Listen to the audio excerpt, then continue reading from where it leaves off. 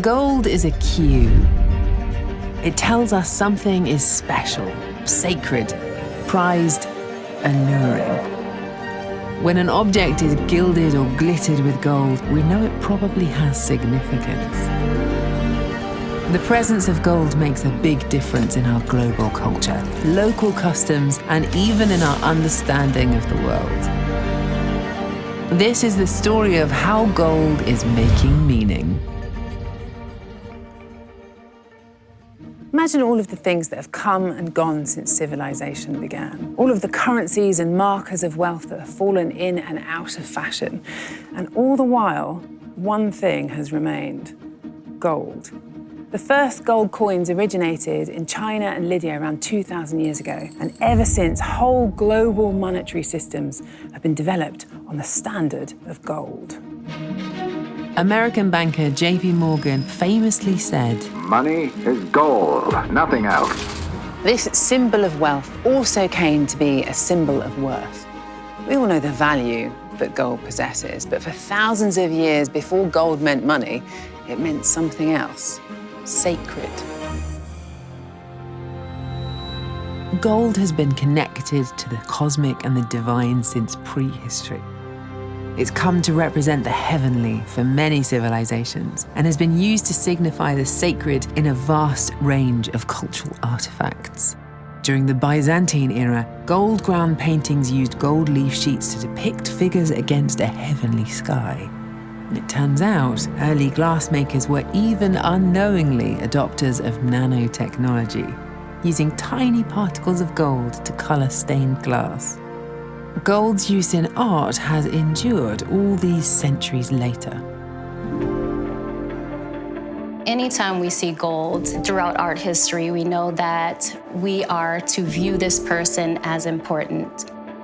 That is the role that gold is also playing in my work as well. Being a mother has influenced my work. The times that I would take my children to museums, we were walking and walking and walking until we finally came across a face like ours. So my work is my way of repositioning Black bodies and faces into a style of work that we have been excluded from in Western culture. My process begins with a portrait sitting. They're usually somebody that's close to me, and I will, in a way, erase the dress, but somewhat keep the shape and form. Gold is applied, and I use 24-karat gold leaf. It's beautiful, and it really just amplifies the work. It takes it to a whole nother level. And so I'll just put layers of gold, and then I'll do layers of acrylic paint, and then we'll add more gold, and I'll just continue to work until I feel that I'm done. I am using gold to adorn my subjects, to signify how important and valuable my sitters are. I want the viewer to take away a feeling. I want them to have a spiritual experience when they're viewing the work, but I also want them to look further than the beauty and dig deeper into the messages and the issues that I'm bringing about. Gustav Klimt, I just remember the way that I felt when I viewed his work from his golden phase. The work gave me feelings of magnificence and regality and just beauty, and pretty much stopped me in my tracks. Really just remains in my subconscious. No matter how hard I try to move away from it, it reels me back all the time. I thought that gold would be a phase. It would be Tawny's golden phase, maybe. But the more I try to move away from it, the more it pulls me back. I know that I will forever be driven to create this work, reinterpreting art history's use of gold. It's not just Western civilizations where gold holds such history. It's something that marks meaning all over the world. Like at the Lakshmi Narayani, coated in up to 10 layers of pure gold, which welcomes all religious beliefs and trusts that its gilded nature will bring good fortune to its village.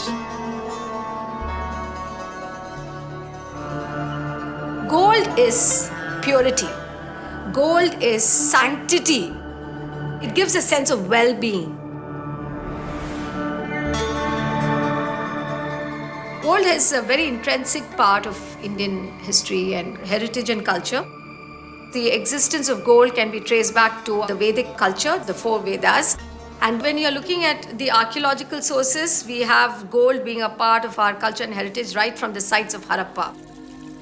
We also have these texts that actually speaks about the presence of gold as very authentic and a very integral part of the well-being of the country. So gold becomes very important for Indian society because it is a sign of economic wealth, it's a sign of prosperity. It is also a sign of a tradition. And as far as India goes, as far as we go, we are continuing that tradition. All Indian weddings are exceedingly grand. The gifting to the bride when she's getting married is largely gold, which is called Stri Dhan. Stri basically means woman, and Dhan in that sense means wealth. It's something that belongs to her. And she could do what she wanted to do with that Stri Dhana. It could be starting her own business or for her own self-actualization process or for any reason of her choice. So, Stri Dhan is a very unique setup that we have in our country, which actually talks about empowerment of women. A classic example of that is the temple site that I'm studying, where there is this temple called Swarga Brahma Temple, which is in Telangana state, the site of Alampur, where that temple has been commissioned and constructed by the queen. And that construction of the temple has largely come from the wealth that she actually has. The temple was actually a center for learning for the local population. So in that space of a woman being very empowered, for her to have gold is also a sign of economic prosperity and the fact that she's celebrating life. The presence of gold in our country is here to stay because the value of gold is not going to diminish. So something which has existed for so many years, so many centuries, across civilizations, I don't see that going away anywhere.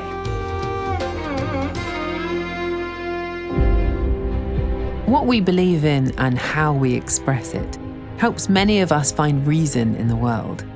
Art and religion are 2 ways we make meaning.